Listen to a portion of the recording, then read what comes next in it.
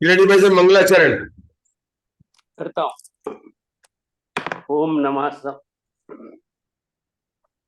त्रिभुवन सिर से हर ए भव भयग बाधु निगदे प्रणवम सिद्धे जीव ठानस्य मलिन गुण चूलियम ओच्छम मलिन गुण चूलियम ओच्छम। तीर्थंकर उपदेश श्रुताय नमो नमः। रत्नत्रय धारक आचार्य उपाध्याय साधु परमेष्टिभ्यो नमो नमः। आचार्य वीरसेन द्वारा लिखी धवला टीका के पुस्तक 6 में हमारे यहाँ पर सम्यक के सन्मुख मिथ्या दृष्टि की बारे में चल रहा है और सूत्र नंबर है 4। सूत्र नंबर में जो बोला आया था कि जो सम्यक के सन्मुख मिथ्या दृष्टि है वह कैसा है, पंचेंद्रिय है, संगी है, पर्याप्त है और वहां लिखा था सर्व विशुद्ध। तो आचार्य अब जो यहाँ पर बताते हैं सर्व विशुद्ध का क्या अर्थ है कि परिणामों जो विशुद्धि बढ़ रही है वह नाना जीव की अपेक्षा से 3 प्रकार की है। अधाकरण, अपूर्वकरण और अनिवृत्तिकरण। अधाकरण में क्या होता है कि नीचे के समयवर्ती जीवों के परिणाम ऊपर के समयवर्ती जीवों के साथ में सदृश्य भी पाए जाते हैं और सदृश्य भी पाए जाते हैं। अपूर्वकरण के अंदर भिन्न समयवर्ती जीवों के परिणाम अपूर्व ही होते हैं। अनिवृत्तिकरण में भिन्न समयवर्ती जीवों के परिणाम अपूर्व ही होते हैं और सब समयवर्ती जीवों के सभी के परिणाम एक ही होते हैं, उनमें भी भेद नहीं होते हैं। इन 3 करणों में आचार्य ने सबसे पहले अधाकरण को समझाया। अभी बात चल रही है अधा कहते हैं नीचे को, जैसे अधोलोक कहते हैं नीचे को, उसे अधा प्रवर्त मतलब प्रवर्त का होना अधा प्रवर्तन। क्या हो रहा है कि ऊपर के परिणाम नीचे की ओर में भी सदृशता को लिए हुए, इसलिए इसका नाम हुआ अधा प्रवर्त। हमने इसकी रचना के बारे में देखा था कि निर्वर्गणा कांड किसे कहते हैं, अनुपृष्टि किसे कहते हैं, ये सब बात हम देख चुके हैं। अभी यहाँ पर शंका का जो प्रश्न पूछ रहा था कि अधा प्रवर्तकरण नीचे पहले नाम क्यों दिया मिथ्याकरण के, तो उन्होंने बोला कि यहाँ पर ये अंत दीपक है। अंत दीपक कैसे है, जैसे नवे गुणस्थान का नाम है बादर, सांप्राय, शुद्धि प्रविष्ट, अनिवृत्तिकरण, शपक, उपशामक, हमने नाम पढ़ा है। तो यहाँ पर जो बादर सांप्राय आई है, क्योंकि 10वें गुणस्थान में शुक्ल सांप्राय है, तो 90वें गुणस्थान में बादर सांप्राय अंत दीपक है। मतलब पहले गुणस्थान में भी बादर सांप्राय, दूसरे में तीसरे में लगा सकते हैं। वही जो यहाँ बोला अधा प्रवर्त संज्ञा है, ये यहाँ पर अंत दीपक है। जैसे छठे गुणस्थान का नाम है प्रमद संयत, तो वो प्रमदपना छठे गुणस्थान में अंत दीपक है, पहले दूसरे तीसरे 4 में सभी में लगेगा। तो यहाँ पर यही बता रहे हैं कि अधा प्रवर्त संख्या ये परिणाम है। अपूर्वकरण के बाद में नहीं पाई जाएगी, लेकिन नीचे में पाई जाएगी, इसलिए बोले अंत दीपक पढ़ा। कि अब इसके आगे अपूर्वकरण में जैसे बादर सांप्राय 90 गुणस्थान के बाद में बादर नहीं पाई जाएगी, 10वें का नाम शुक्ल सांप्राय है, तो बादर सांप्राय को कहा था अंत दीपक। चलिए हम आगे पढ़ेंगे। कौन पढ़ने वाला है, हमारे जयश्री श्राप पढ़ेंगे। हाँ बोलिए बोलिए। पंडित जी इसका नाम फिर से बोलो ने, बादर सांप्राय पूरा नाम। पूरा नाम अशोका जी बोलेंगे, मधु सबको याद है। बोलो बोलो बोलो बोलो बोलो। बादर सांप्राय, शुद्धि प्रविष्ट, अनिवृत्तिकरण, उपशामक और शपक, ये सूत्र है। सतरूपना के सूत्र में यही नाम दिए है। सूत्र नंबर 9 से 15 तक गुणस्थानों के नाम है। 15 नंबर का सूत्र है सिद्ध भगवान का, 14 नंबर का सूत्र है केवली भगवत। आप उल्टा करके चलेंगे तो 9 से 15 नंबर के सूत्र में आपको नाम वहां पर मिल जाएंगे। ठीक है ना, ये बताए। तो अब आपको पढ़ना है, आपने लिया तो आगे का पढ़ना है, पढ़िए। अब इन अध प्रवर्तन, अब इन अधा प्रवर्तन लक्षण वाली, अब इन अधा प्रवर्तन लक्षण वाली विसिद्धियों की तीव्र मंदता का अल्प बहुत्व कहते हैं। रुकेंगे प्रथम समय एक रुकेंगे। अधा प्रवर्तन के लक्षण क्या है, लक्षण बताया, जीव का लक्षण ज्ञान। तो अधा प्रवर्तन का लक्षण क्या बताया, नीचे के सदृशता नीचे के जीवों के परिणाम ऊपर के जीवों के परिणामों में सदृशता पाई जाती है। अब वो सदृशता पाई जाती है पहले से दूसरे में, तो उसका अल्प बताएंगे कितनी है। तो आप कहीं पर तो शब्द करते हो अनंत गुणी विशुद्धि, कहीं पढ़ते परिणामों की संख्या, संख्यात लोक प्रमाण, कहीं उसको अंतर से भाग देते हो। तो आचार्य कहता है पता चल गया कि हमारे जो शिष्य है उनको वो अभी स्पष्ट नहीं हुआ है, तो स्पष्ट करने के लिए अल्प बहुत कहते हैं। हमें पता है तीसरी पुस्तक में वीरसेन आचार्य बहुत ज्यादा स्पष्ट करने के लिए या तो भागा भाग कहेंगे या अल्प बहुत कहेंगे। यहाँ पर आज आपको अल्प बहुत कह रहे हैं और अल्प बहुत में आप संख्या भी लगा सकते हैं। पढ़िए। जय श्री राम। प्रथम समय की जघन्य विशुद्धि सबसे कम है, उससे द्वितीय समय की जघन्य विशुद्धि अनंत गुणी है, उससे तृतीय समय की जघन्य विशुद्धि अनंत गुणी है। इस प्रकार यह क्रम अंतर्मुहूर्त मात्र निर्गुणा कांडक के अंतिम समय संबंधी जघन्य विशुद्धि तक के जाना चाहिए। रुकेंगे वहां से लौटकर धीरे प्रथम समय धीरे सबको समझ।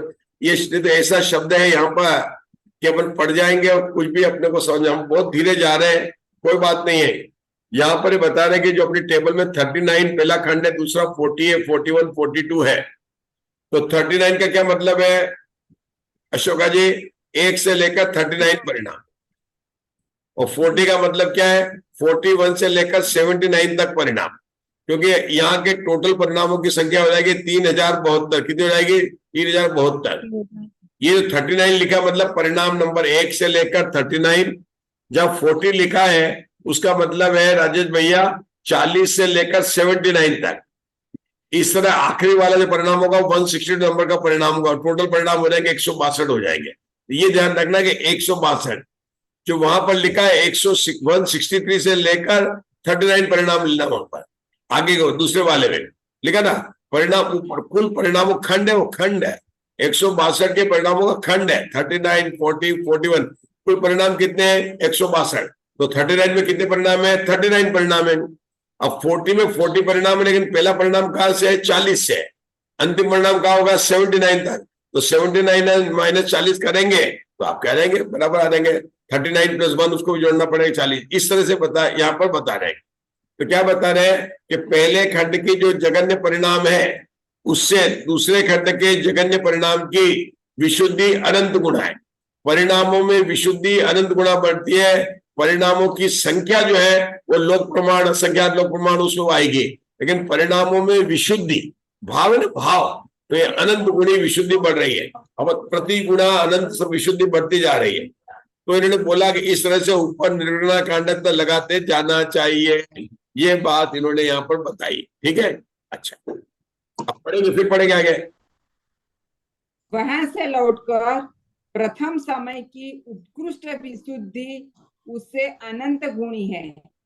पूर्व प्ररूपित अर्थात प्रथम निर्गुणा कांडक के अंतिम समय संबंधी जघन्य विशुद्धि से उपरीतम समय की अर्थात द्वितीय निर्गुणा कांडक के प्रथम समय की जघन्य विशुद्धि अनंत गुणित है।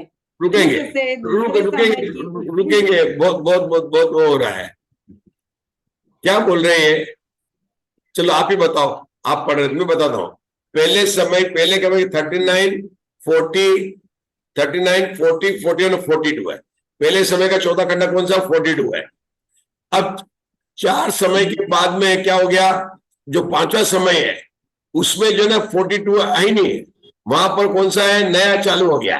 मतलब वो बिल्कुल एकदम नया वाला चालू हो गया, 5वां नया। तो 5वें समय का जो पहला है उसकी इसके नीचे समय की जो 42 है उससे अनंत गुणी विशुद्धि है। मतलब इसकी उत्कृष्ट विशुद्धि है। किसके? नीचे की लेना उत्कृष्ट और ऊपर के लेना उसकी बात के लेना जो 5वें खंड की। देखा नहीं आपने? लिखा जैसा लिखा पढ़ता है जाने का अपने को। हाँ, कहां पर लाइन पढ़ रहे थे? फिर से पढ़ लीजिए। वहां से दूसरे समय की उत्कृष्ट विशुद्धि अनंत गुणित है। पुनः पूर्वोक्त जघन्य विशुद्धि से उपरीतम समय की जघन्य विशुद्धि अनंत गुणी है। इससे तीसरे समय की उत्कृष्ट विशुद्धि अनंत गुणित है। पुनः पूर्वोक्त जघन्य विशुद्धि से उपरीतम समय की जघन्य विशुद्धि अनंत गुणित है। इससे चौथे समय की उत्कृष्ट विशुद्धि अनंत गुणित है। इस क्रम से यह अल्प बहुत्व अध प्रवृत्तकरण के अंतिम समय संबंधी जघन्य विशुद्धि प्राप्त होने तक ले जाना चाहिए। इस निर्वर्गणा कांडक मात्र दूर जाकर स्थित अधस्तन समय की उत्कृष्ट विशुद्धि अनंत गुणित है, उससे उपरीतम समय की उत्कृष्ट विशुद्धि अनंत गुणित है। इस प्रकार उत्कृष्ट ही विशुद्धियों की निरंतर अनंत गुणित क्रम से अधप्रवृत्तकरण के अंतिम समय संबंधी उत्कृष्ट विशुद्धि प्राप्त होने तक ले जाना चाहिए। इस प्रकार अधप्रवृत्तकरण का लक्षण निरूपण किया। रुकेंगे। अब सर ये बता रहे हैं यहाँ पर कि उन्होंने जो जितने टेबल बनाई है उसमें से जगन्य जगन्य जगन जगन जगन ले लिया, फिर जो अंतिम जगन्य उससे उत्कर्ष उत्कर्ष उत्कर्ष से लेते गए, मतलब उसका क्रम बताते गए। इसको विशेषार्थ में फिर से समझाने वाले हैं, जिसको मुग्धा जी पढ़ेंगे। पढ़िए मुग्धा जी विशेषार्थ को। पढ़ती हूँ। विशेषार्थ अधप्रवृत्तकरण के स्वरूप को और उसके बतलाए गए अल्प बहुत्व को इस प्रकार समझना चाहिए। दो जीव एक साथ अधप्रवृत्तकरण परिणाम को प्राप्त हुए। उनमें एक तो सर्वजघन्य विशुद्धि के साथ अधप्रवृत्तकरण को प्राप्त हुआ और दूसरा सर्वोत्कृष्ट विशुद्धि के साथ। प्रथम जीव के प्रथम समय में परिणामों की विशुद्धि सबसे मंद या अल्प है। इससे दूसरे समय में उसके जघन्य विशुद्धि अनंत गुणित है। इससे तीसरे समय में उसके जघन्य विशुद्धि अनंत गुणित है। यह क्रम तब तक जारी रहेगा जब तक कि अधप्रवृत्तकरण का संख्यात्वा भाग अर्थात निर्वर्गणा कांडक का अंतिम समय न प्राप्त हो जाए। देखो इस प्रकार एक बार उन्होंने अच्छा सरलता से समझाने का प्रयास किया, क्योंकि अपने को वहां पर लग रहा था जगन्य से अंतिम अंतिम फिर उससे उत्कृष्ट लिया, तो विशेषार्थ में उन्होंने समझाने का प्रयास किया कि कल्पना कीजिए कि दो जीवों ने अधकरण में प्रवेश किया। एक ने जगन्य विशुद्धि के साथ में प्रवेश किया और एक ने उत्कर्ष विशुद्धि के प्राप्त किया। दो जीव ने क्लास में, एक ने सबसे कम नंबर आए थे उसको भी एडमिशन मिल गया, और एक जिसे सबसे ज्यादा नंबर होता क्लास में, जिसके सबसे नंबर वाले भी स्टूडेंट होगा और सबसे अधिक वाला भी होगा, तो दो स्टूडेंट ने उसको किया। तो अब क्या होगा कि जो जगन्य नंबर वाला स्टूडेंट है किरण भाई साहब, वो पढ़ेगा और बहुत मन लगा के पढ़ेगा, तो उसके पहले समय से दूसरे क्लास में जाएगा या दूसरे दिन करेगा, तो उसकी नॉलेज बढ़ती जाएगी। लेकिन जो उत्कर्ष के साथ में पढ़ा है, जो अधिक नंबर वाला था, उसकी भी तो नॉलेज बढ़ रही है ना, तो उसकी जो नॉलेज थी उससे आगे बढ़ेगी और परिणामों विशुद्धि उसकी अपेक्षा बढ़ेगी। और ये कब तक लेना है? जगन्य के वाले के, जब तक निर्गुणा कांड में 4 समय तक इन्होंने ये विशुद्धि को बनाया है। हमारे मुद्दा जी फिर पढ़ लेंगे, इसको आपको समझ में आएगा। हमें यहाँ पर शांति मन से सिर्फ समझने का ही प्रयास करना। हम जितना पढ़ रहे हैं ना, है ना, हमने समझ लिया निर्गुणा कांड किसे कहते हैं, हमने समझ लिया अधक कृष्टि कहाँ बनती है, अब इसको भी समझ में आएगा। आज नहीं आएगा चिंता नहीं करें, कल जरूर आएगा। कब तक नहीं आएगा, लेकिन आज नहीं आ रहा उसकी टेंशन मत लेना, आ रहा है उसके खुशी होकर आगे बढ़ते रहना। हमारे मुक्ता जी फिर से पढ़ेंगे विशेषार्थ को, पुनः पढ़ेंगे विशेषार्थ, कोई जल्दी नहीं मुझे। विशेषार्थ अधप्रवृत्तकरण के स्वरूप को और उसमें बतलाए गए अल्प बहुत्व को इस प्रकार समझना चाहिए। दो जीव एक साथ अधप्रवृत्तकरण परिणाम को प्राप्त हुए। उनमें एक तो सर्व जघन्य विशुद्धि के साथ अधप्रवृत्तकरण को प्राप्त हुआ और दूसरा सर्वोत्कृष्ट विशुद्धि के साथ। प्रथम जीव के प्रथम समय में परिणामों की विशुद्धि सबसे मंद या अल्प है। इससे दूसरे समय में उसके जघन्य विशुद्धि अनंत गुणित है। इससे तीसरे समय में उसके जघन्य विशुद्धि अनंत गुणित है। यह क्रम तब तक जारी रहेगा जब तक कि अधप्रवृत्तकरण का संख्यात्वा भाग अर्थात निर्वर्गणा कांडक का अंतिम समय न प्राप्त हो जाए। इस प्रकार अधप्रवृत्तकरण के संख्यात्वे भाग को प्राप्त प्रथम जीव के जो विशुद्धि होगी उससे अनंत गुणी विशुद्धि उस दूसरे जीव के प्रथम समय में होगी, जो कि उत्कृष्ट विशुद्धि के साथ अधप्रवृत्तकरण को प्राप्त हुआ था। इस दूसरे जीव के प्रथम समय में जितनी विशुद्धि है उससे अनंत गुणी विशुद्धि उस प्रथम जीव के होती है, जो कि एक निर्वर्गणा कांडक या अध प्रवृत्तकरण के संख्यात्वे भाग से ऊपर जाकर दूसरे निर्वर्गणा कांडक के प्रथम समय में जघन्य विशुद्धि से वर्तमान है। इस प्रथम जीव के इस स्थान पर जितनी विशुद्धि है उससे अनंत गुणी विशुद्धि दूसरे जीव के दूसरे समय में होगी। इससे अनंत गुणी विशुद्धि प्रथम जीव के एक समय ऊपर चढ़ने पर होगी।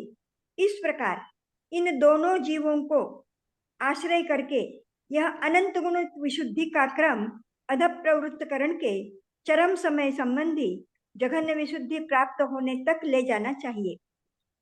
उससे ऊपर उत्कृष्ट विशुद्धि के स्थान अनंत गुणित क्रम से होते हैं। इस प्रकार इस प्रथम करण में विद्यमान जीव के परिणामों की विशुद्धि उत्तरोत्तर समयों में अनंत गुणित क्रम से बढ़ती जाती है। इसकी संदृष्टि इस प्रकार है। अब देखते हैं उसको, समदृष्टि देखते हैं। समदृष्टि से अपने को समझ में आने वाला है। पढ़ू? हाँ पढ़िए, देखिए उसको। मेरे को 1 मिनट जो है, हाँ देखिए आप, मेरे को क्यों नहीं मिल पा रहा है। 219 पेज पे है। हाँ शायद अब मिलेगा।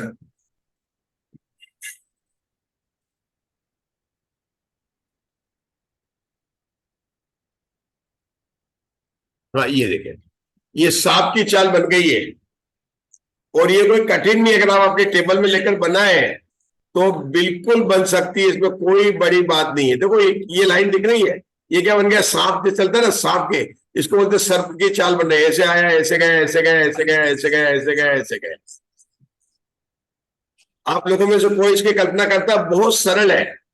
ये रंगोली बनाने से भी सरल है। आप लोगों को रंगोली बनाना आता है, उससे भी सरल है। आप अगर अपनी टेबल में आज बताऊंगा, और अशोका जी है, मधु जी, आप लोग सब उसको 39, 40, 40 वाले टेबल बनाना और ट्राई करना। कल मैं बताऊंगा, आज तो समझा रहा हूं, कल फिर बताएंगे, अपन पढ़ेंगे है ना कैसे बनती है। ये तो बिल्कुल रंगोली है, रंगोली। देखिए टेबल वो बनानी पड़ेगी आपको लिख के। अभी चूंकि मेरे पास में नहीं ना बोर्ड में, यहाँ सिर्फ इसको समझा रहा हूं मैं। अपन ने क्या कहा था, पहले समय के जगन्य, ये 30, 39 से 40, उससे अनंत गुणी विशुद्धि थी। ये पूरी लाइनें बढ़ती गई। फिर क्या क्या, जो ये 4 खंड का निर्गुणा कांड का चौथा समय आ गया। यहाँ कितना था 39, यहाँ पहला कितना था 40, ये कितना था 42 और ये 43 था। निर्गुणा कांडक का मुद्दा जी अब सबको समझ में आ जाएगा।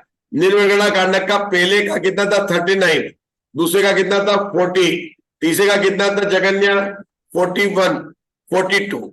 तो सबसे पहले उनको ले लिया। अब जो 42 था, जो छोटे समय का जगन्य था, उसको पहले समय के इससे उत्कर्ष से मिला दिया और फिर उसको जो है उस उत्कर्ष को इस दूसरे निर्गुणा कांडक के जगन्य से मिलाया, फिर उसको उत्कर्ष से मिलाया, फिर उसको ले गए, फिर ऐसे ले गए, ऐसे ले गए, ऐसे ले गए, ऐसे ले गए, तो ये 4 बन जाएगी।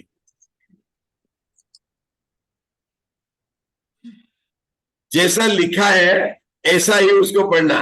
मतलब क्यों उन्होंने ऐसा क्यों किया, पहले को क्यों ले लिया कि पहले समय जो 4 समय तक उनकी होती है, तो फिर चौथे समय को तो सीधा ले लिया। उसके बाद में जगन्य से उत्कर्ष, उत्कर्ष से जगन्य, उत्कर्ष जगन्य, इस प्रकार से लेते चले गए। ठीक है, आप लोगों को 10% समझ में आया? 10% समझ में आया? ये पहले जीव का लिया, दूसरे जीव का लिया, या फिर ये सबके परिणाम दिए? हाँ दूसरे ये उत्कर्ष वाला तो दूसरा ही जीवन है यहाँ पर। हाँ जी। देखो ये तो अपन ने बताया, लेकिन परिणाम तो वही ना 39, 40, 41, 42। तो 42 उत्कर्ष है ना। आप कंफ्यूज कर गए। देखो सुनो तो, उदाहरण में उन्होंने समझा, ये कहने के बजाय कि 39 और 42 आना, उन्होंने 39 का नंबर दे दिया जगन्य वाला, जो दोस्त था जगन्य विशुद्धि वाला, और 39, 40, 41, 39, 40, 40, 42 को दे दिया उत्कर्ष विशुद्धि वाले का। और दोनों एक समय के परिणाम है, पहले समय के परिणाम ही 39, 40, 41, 42 है। तो बार बार उन्होंने 39 बोलने के बाद में उन्होंने बोला कि जगन्य विशुद्धि वाला, तो 39 वाला पहले समय में जगन्य विशुद्धि वाला है, तो वही आगे बढ़ा तो क्या होगा, वो दूसरे समय में 40 पर गया, तीसरे में 42 गया, 42 पर गया। उसके बाद में उन्होंने उसको उत्कर्ष पर लिया है। इस प्रकार से उन्होंने बनाकर रचना बनाई।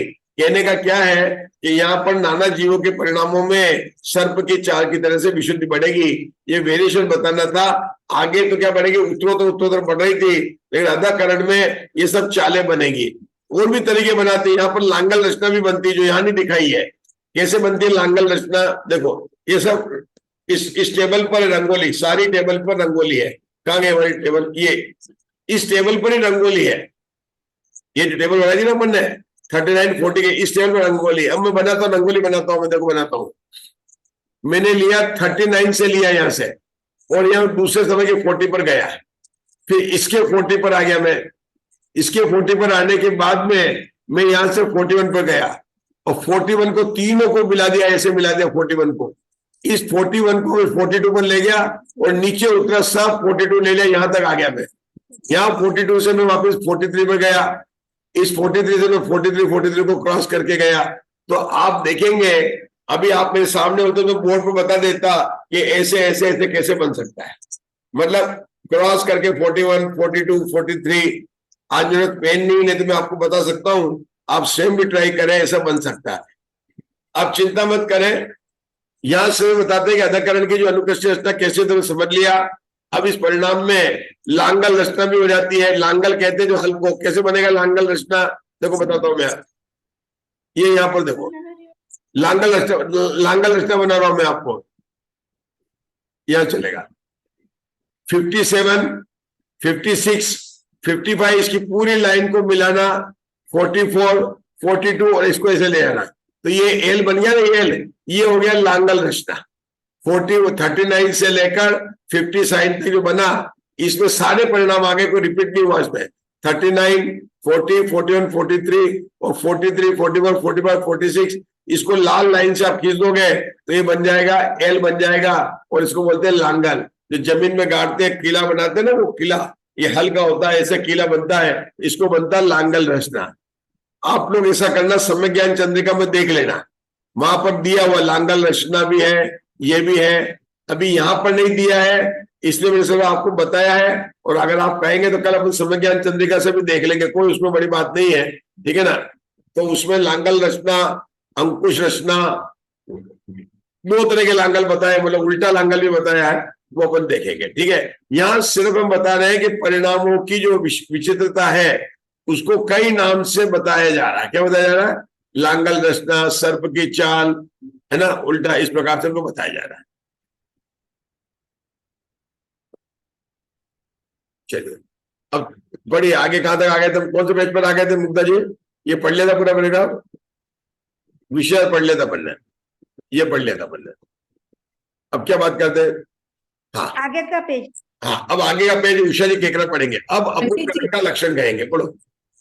पंडित जी, जहाँ जघन्य लिखा है वह पहले जीव का परिणाम है, और जहाँ उत्कृष्ट लिखा है वह दूसरे जीव का परिणाम है, ऐसा समझना। हाँ, क्या क्या बताइए, फिर से पूछिए, क्या पूछा आपने। जहाँ जघन्य जघन्य लिखा है, जो वो पहले जीव का परिणाम है, और जहाँ उ यानी उत्कृष्ट लिखा है वह दूसरे जीव का परिणाम है। वो तो सभी यहाँ नाना जीव है ना, ये सारी बातें नाना जीव की बात कर रहे हैं। एक जीव की अपेक्षा तो परिणाम अपन खींच नहीं सकते, एक जीव की अपेक्षा तो परिणाम देखेंगे तो हर समय विशुद्धि बढ़ेगा। आपको यहाँ 2 जीव लिया, वास्तव में तो परिणाम देखेंगे तो वह 3-4 जीव भी हो सकते हैं, 2 जीव के नाना, क्योंकि ये सारी अधःकरण, अपूर्वकरण, अनिर्वृत्तिकरण संज्ञा नाना जीव के परिणाम को अपेक्षा से ले रहे हैं।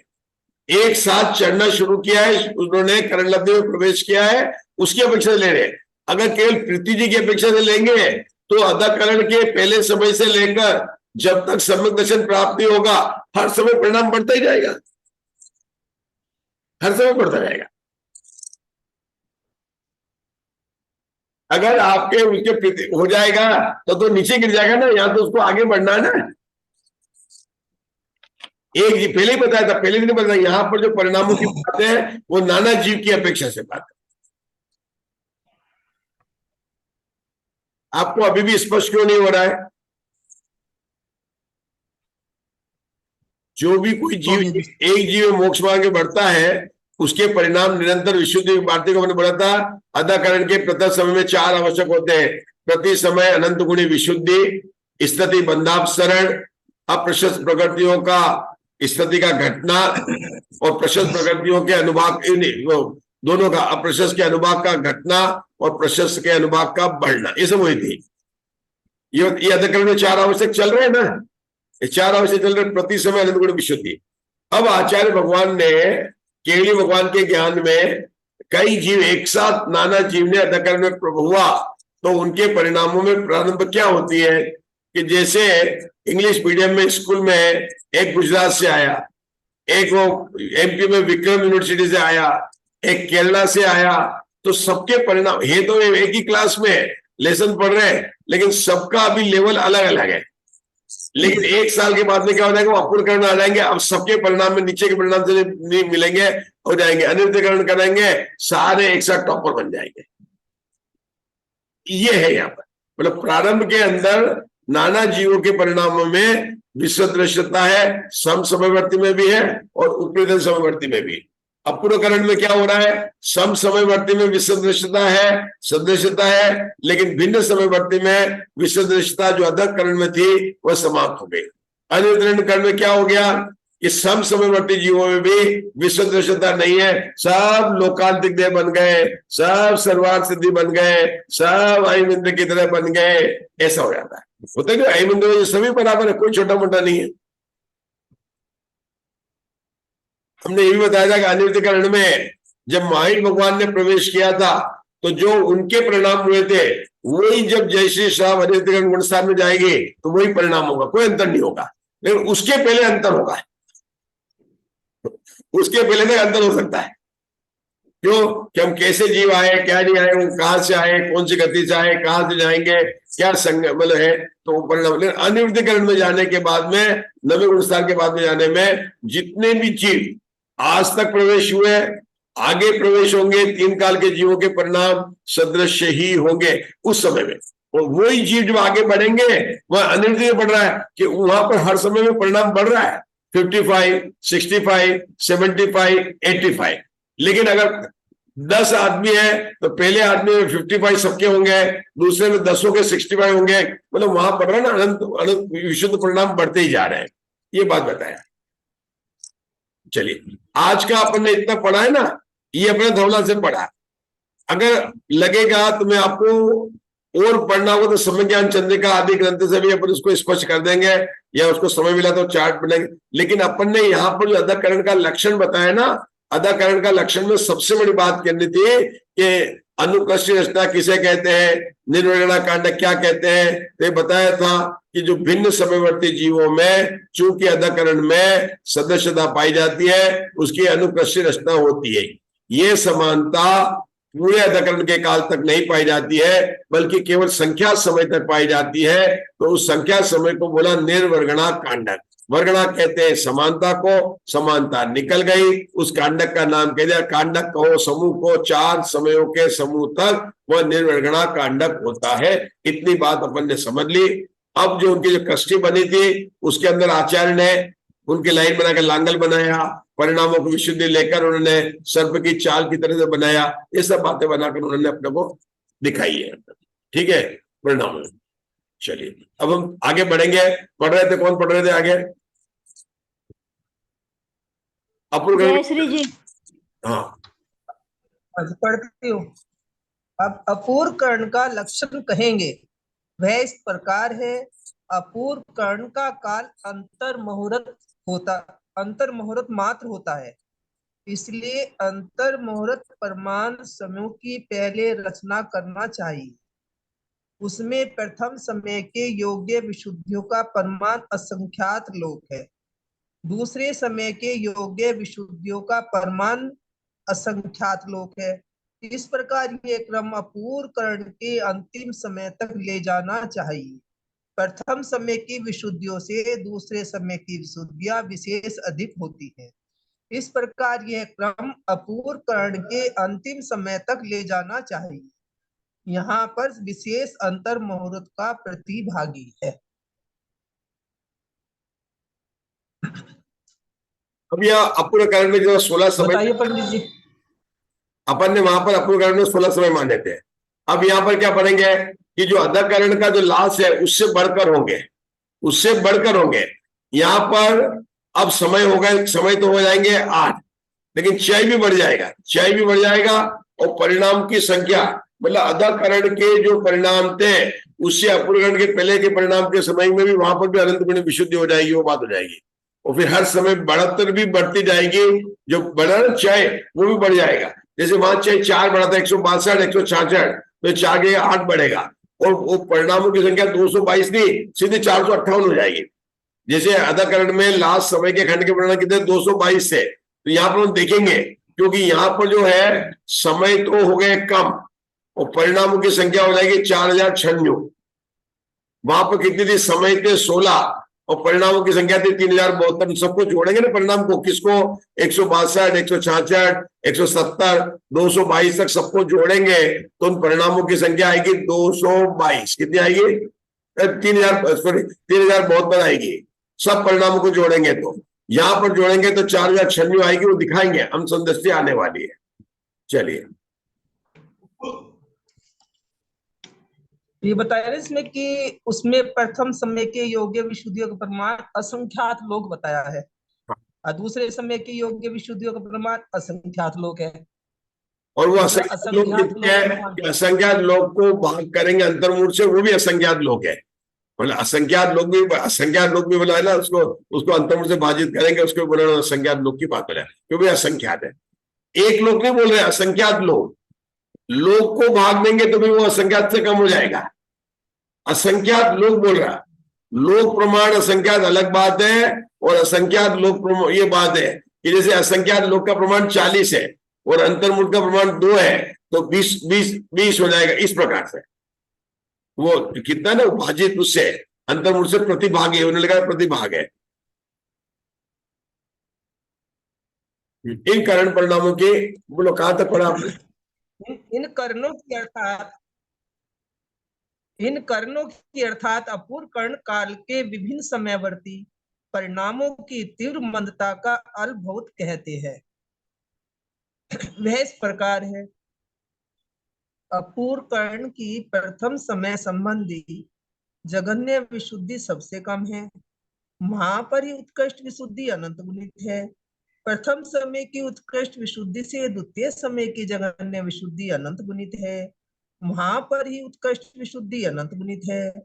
द्वितीय समय की उत्कृष्ट विशुद्धि से तृतीय समय की जघन्य विशुद्धि अनंत गुणित है, वहां पर ही उत्कृष्ट विशुद्धि अनंत गुणित है। इस प्रकार यह क्रम अपूर्व कर्ण के अंतिम समय तक ले जाना चाहिए। यह सरल क्यों हो गया, नाम परिणाम यहाँ पर सरल क्यों हो गया, ये अनुकर्षण रचना नहीं बन रही है। वहां पर क्यों कठिन हो रहा था कि 39, 40, 40, 42 है। यहाँ तो वहां की तो देखो तो 162, 164, 166 जो अलग अलग था। तो क्या बोल रहा है कि इन पहले समय में जो जघन्य विशुद्धि है यहाँ बहुत सरल हो गया। सरल होने का कारण ये कि यहाँ पर अनुकर्षण नहीं बन रही है। यहाँ पर सीधा टोटल जो परिणाम है, मान लो आपके परिणाम 320 है, अभी अपन देखेंगे उन्होंने जितने परिणाम आते हैं, तो पहले समय में 320 है, और मैं ऐसे बताने के लिए मेरे पता नहीं क्या ले रहे आचार्य ने 540 दूसरे समय में ले लिया। मान लो कब लेंगे 320, उन्होंने ले लिया 380 ले लिया, कुछ भी मान लीजिए आप ले लिया उन्होंने। अब 320 का जो जघन्य परिणाम उससे 300 ग्रुप वाले का उत्कर्ष लेंगे, 320 ग्रुप वाले का उत्कर्ष है, उससे 380 वाले का जघन्य लेंगे, 380 वाले का जो उत्कर्ष है उससे आगे का 400 वाले का जघन्य लेंगे, 400 वाले के ग्रुप में उसके जघन्य से उसी का जो है उत्कर्ष लेंगे, उसके उत्कर्ष से आगे वाले 400 से लेंगे, मतलब 430 है तो 430 का जघन्य लेंगे। इस प्रकार से लेंगे, ये बढ़ते आ रहे हैं। यहाँ एक ही है, मतलब फिर से अगर मान लो 162 को रखे तो 162 के जघन्य में 162 कुल परिणाम है, 162 में जो जघन्य परिणाम है उससे 162 में उत्कर्ष परिणाम है उसको लिया, वो अनंत गुणा हो गया। अब 162 में जो उत्कृष्ट है उससे 166 में जो जघन्य है वो उससे अधिक है।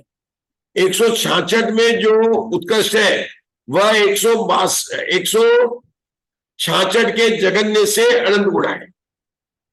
ये बात अभी आप समझ लो कि 162, 166, 170 अपूर्वकरण की समदृष्टि है। तो कैसे बताएंगे, देखो 162 में कोई ना कोई परिणाम जघन्य होगा, और उसमें जो उत्कर्ष परिणाम है, तो बता रहे कि आचार्य के उत्कर्ष जगन्य उत्कर्ष में कितना भेद होगा, ये बता दिया उन्होंने पहले अल्पबोध में। दूसरे में क्या बताएंगे कि जो 162 का जो उत्कर्ष था उससे 166 का जगन्य है, वह अनंत गुणी विशुद्धि को ले आया। तो ये तो हो गया पर स्थान अल्पबोध हो गया। अब स्वस्थान में क्या करेंगे कि 166 का जगन्य उसके ही स्वस्थान में उत्कर्ष से अनंत गुणा है। अब 166 के पर स्थान में जाएंगे, 170 में जाएंगे, तो 166 में जो उत्कर्ष है उससे 170 का जगन्य जो है वह गुणा है। इस तरह से स्वस्थान परिस्थान स्वस्थान परिस्थान स्वस्थान परिस्थान जो है अल्पबोध को घटा देंगे। स्वस्थान का मतलब क्या कि 162 का ही जगन्य उत्कर्ष में तुलना करना हो गया स्वस्थान का। अपने स्वस्थान अल्पबोध केवल एक शासन अपने तीसरी पुस्तक में केवल श्वासादान में लगाया था कि इसका क्या है कि इसका भागार इतना, अवार काल इतना है, अवार काल से ये इतना है, उससे पल्ले है, पल्ले से उसके राशि पल्ले सब लगा देना है। तो एक ही में लगाया उन्होंने, जगन्य से उत्कर्ष, उत्कर्ष से जगन्य, जगन्य से उत्कर्ष, लेकिन उत्कर्ष से जगन्य, इस प्रकार से उन्होंने लगाया। चलिए अब अनिर्वृत्तीकरण का लक्षण कहते हैं। अब कोई और पढ़ लीजिए, मधु जी वाला पढ़ लीजिए। हाँ, अब अभी 2-3 लाइनें रह रही हैं इसकी। पढ़ लीजिए, आप पढ़िए ना। हाँ पढ़िए। वहां पर इस प्रकार यह क्रम अपूर्व कर्ण के अंतिम समय तक ले जाना चाहिए। करण नाम परिणाम का है। अपूर्व जो करण होते हैं उन्हें अपूर्व कर्ण कहते हैं, जिनका की अर्थ असमान परिणाम कहा गया है। इस प्रकार अपूर्व कर्ण का लक्षण निरूपण किया। चलिए अब ये पढ़िए आप, मधु जी ग्वालियर।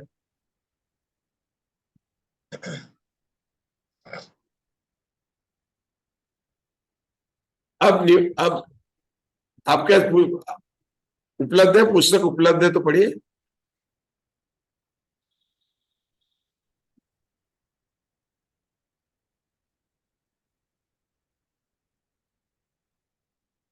मैं पढ़ूं क्या पंडित जी? आप पढ़ो, आप पढ़ो। आओ, अनिवृत्तीकरण का लक्षण कहते हैं, वह इस प्रकार है। अनिवृत्तीकरण का काल अंतर्मूर्त मात्र होता है, इसलिए उसके काल के समयों की रचना करना चाहिए। यहाँ पर अर्थात अनिवृत्तीकरण में एक एक समय के प्रति एक एक ही परिणाम होता है, क्योंकि यहाँ एक समय में जघन्य और उत्कृष्ट परिणामों के भेद का अभाव है। तो एक समय में एक ही परिणाम अपने लिया ना वहां पर, वही बात यहाँ पर ली है। ये देखो ना, अपूर्व करण में केवल 145, 165, 195, 130 लिया था, ये बात यहाँ पर ले रहे हैं। ये जो ना अभी अपन ने पढ़ा ना उषा जी केकरा, ये अपूर्व करण में 30 और 40 मान लीजिए, तो इन 30 वाला जो मान लो 30-40 ही ले लेते हैं, तो 30 वाला जगन्य हुआ, मान लो इसकी विशुद्धि भी जगन्य ले ली और 40 की ले ली उत्कर्ष ले ली, तो क्या कहेंगे कि 30 वाले की जगन्य से 40 की उत्कृष्ट स्थिति अनंत गुणी विशुद्धि है, और जो ये 40 उत्कर्ष इसकी उत्कर्ष विशुद्धि है, इससे 41 की जगन्य विशुद्धि अनंत गुणी है, और 41 जो जगन्य इससे जो 65 की उत्कर्ष जो है अनंत गुणी है। 65 से 66 वाले की बड़ा, यहां तो लग रहा है एक ही बन गया, क्यों समान नहीं है यहाँ पर, तो 65 से 66 की अनंत गुणी विशुद्धि है। तो 65 से 66 में गए तो हो गया परिस्थान, परिस्थान मतलब पर समय वाला हो गया, और ये हो गया स्व समय वाला हो गया। यहाँ पर परिस्थान का मतलब सम समयवर्ती या भिन्न समयवर्ती, आगे आगे बढ़ते गए। अब यहाँ पर जो बात करें अनिवृत्तीकरण में सबका एक ही परिणाम होगा 165, तो यहाँ का जगन उत्कर्ष सबका एक ही है, तो इससे इसके इससे इससे इसके, यहाँ पर जगन उत्कर्ष का भेद ही नहीं होगा, क्योंकि पहले समय सभी जीवों का एक ही परिणाम है, उसका नंबर बता दिया तो उसका एक ही परिणाम होगा। ये बात यहाँ पर बताई जा रही। चलिए कौन पढ़ रहा था? किसी, हाँ राजेश भाई पढ़ रहे थे, पढ़ो। अब अनिवृत्तीकरण संबंधी विशुद्धियों की तीव्र मंदता का अल्पबोध कहते हैं। प्रथम समय संबंधी विशुद्धि सबसे कम है, उससे द्वितीय समय की विशुद्धि अनंत गुणित है, उससे तृतीय समय की विशुद्धि अजगन्योत्कृष्ट